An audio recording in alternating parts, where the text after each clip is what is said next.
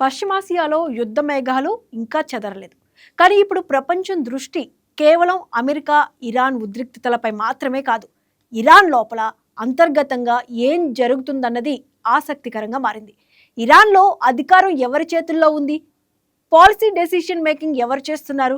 Supreme leader కనిపించకపోవడం, అధ్యక్షుడి పేరు మచ్చుకైనా పైకి రాకపోవడం, ఐఆర్జీసీ పట్టు పెరగడం, అణు చర్చలు నిలిచిపోవడం, ఇవన్నీ చూస్తే ఇరాన్లో అధికారం కోసం అంతర్గత కుమ్ములాటలు జరుగుతున్నాయనే సందేహాలు వెలువెత్తుతున్నాయి. అసలు ఇరాన్లో జరుగుతుంది ఏంటి? శాంతి చర్చలు ఎందుకు ముందుకు కదలడం లేదు? ఇప్పుడు చూద్దాం.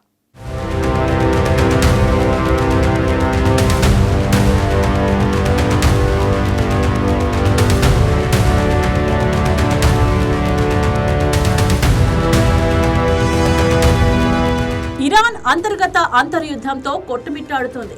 ఇరాన్ పై అమెరికా యుద్ధంలో నిర్ణయాలు తీసుకునే అంశంపై ఓవైపు సుప్రీం లీడర్ మోజ్దాబా ఖమేనీ ఆయన్ని కాదని ఐఆర్జీసీ అంటే ఇస్లామిక్ రివల్యూషనరీ గార్డ్స్ కార్ప్స్ చాప కింద నీరులా ప్రభుత్వంపై పట్టు బిగించే ప్రయత్నాలు కొనసాగిస్తోంది.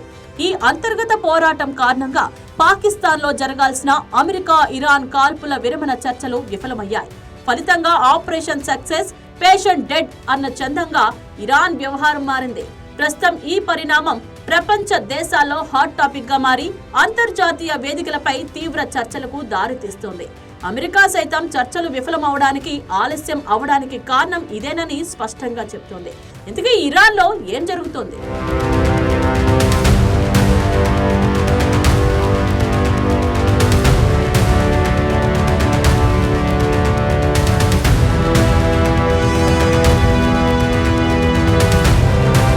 ఇరాన్ అమెరికా శాంతి ఒప్పంద చర్చలు మరింత ఆలస్యమవుతున్నాయి. ఇందుకు ప్రధాన కారణం ఇరాన్ సుప్రీం లీడర్ మోజ్దాబా ఖమేనీ గైర్హాజరీ. ఆయన నిర్ణయాల్లో స్పష్టత లేకపోవడమేనని అమెరికా అధ్యక్షుడు డొనాల్డ్ ట్రంప్ యంత్రాంగం భావిస్తోంది.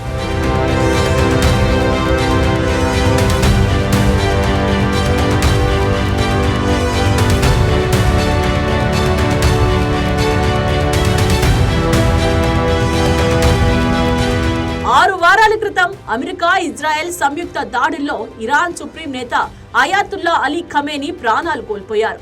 ఆ తర్వాత ఆయన వారసుడిగా మోజ్దాబా ఖమేనీ ఎన్నికయ్యారు. అయితే ఇప్పటి వరకు ప్రజలు ఆయనను ప్రత్యక్షంగా చూడలేదు, ఆయన గొంతు వినలేదు. పశ్చిమాసియా యుద్ధంలో ఇరాన్ కీలక నేతలను కోల్పోవడం వల్ల భయాందోళనలో ఉన్నారని సమాచారం.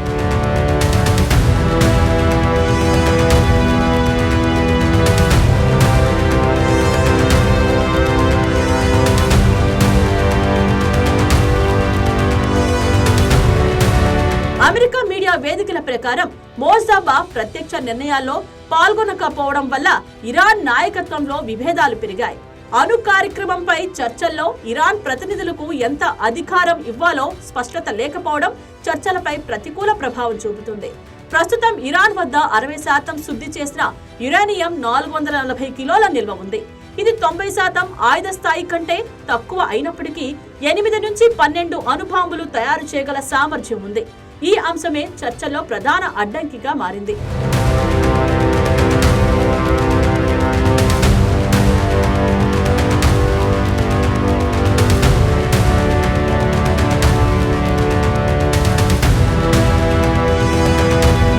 ఇంటర్నేషనల్ క్రైసిస్ గ్రూప్ కి చెందిన అలీ వైఎస్ చెప్పిన దాని ప్రకారం మోజ్దాబా స్వయంగా చర్చలు జరిపే స్థితిలో లేరు.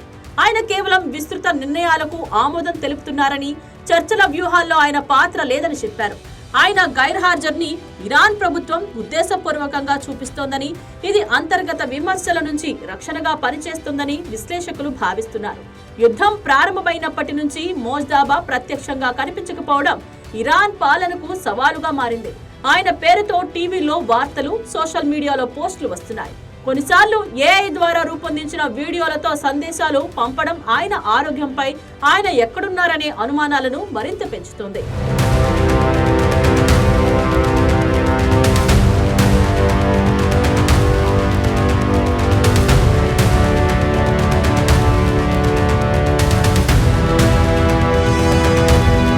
ఫిబ్రవరి 28న అమెరికా ఇరాన్ దాడుల్లో మోజ్దాబా గాయపడ్డారని CNN నివేదిక తెలిపింది.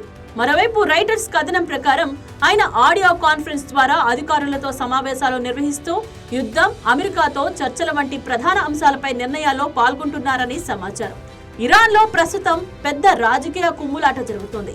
ఐఆర్జీసీ ప్రభుత్వంపై పట్టు బిగించింది.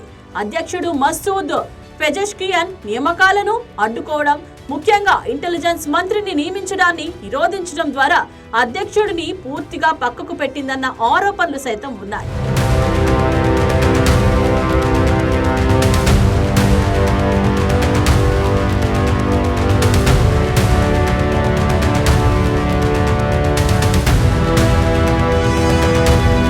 మోజ్దాబా ఖమేనీ గైర్హాజరీ, ఆయన నిర్ణయాల్లో స్పష్టత లేకపోవడం వల్ల ఐఆర్జీసీ మరింత ఆధిపత్యం సాధించింది. ఆయన చుట్టూ భద్రతా వలయాన్ని ఏర్పాటు చేసి ప్రభుత్వ అధికారులకు ఆయనను కలిసే అవకాశం లేకుండా చేసింది. దీంతో పశ్చిమాసియాలో సంక్షోభ సమయంలో తీసుకునే నిర్ణయాలు ఆలస్యమవుతున్నట్లు వెలుగులోకి వచ్చిన నివేదికలు హైలైట్ చేస్తున్నాయి.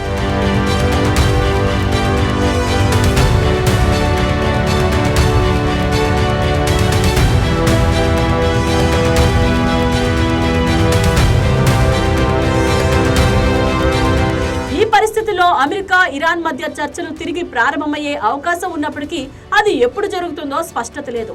మోజ్దాబా ఖమేనీ గైర్హాజరీ, ఆయన నిర్ణయాల్లో స్పష్టత లేకపోవడం, ఐఆర్జీసీ ఆధిపత్యం పెరగడం వల్లే శాంతి చర్చలు నిలిచిపోయాయని విశ్లేషకులు చెబుతున్నారు. అమెరికా, ఇరాన్ ఉద్రిక్తతలు తగ్గాలంటే ముందుగా ఇరాన్ అంతర్గత సంక్షోభం పరిష్కారం కావాల్సిందేనన్న అభిప్రాయం పెరుగుతోంది. సుప్రీం లీడర్ గైర్హాజరీ, ఐఆర్జీసీ ఆధిపత్యం పెరుగుతుండడం, అణు చర్చలపై అనిశ్చితి, ఇవన్నీ పశ్చిమాసియా భవిష్యత్తును ప్రభావితం చేసే అంశాలుగా మారాయి. మరి ఈ అధికార పోరు ఎటు దారి తీస్తుంది? శాంతి చర్చలు మళ్లీ మొదలవుతాయా? వేచి చూడాల్సిందే.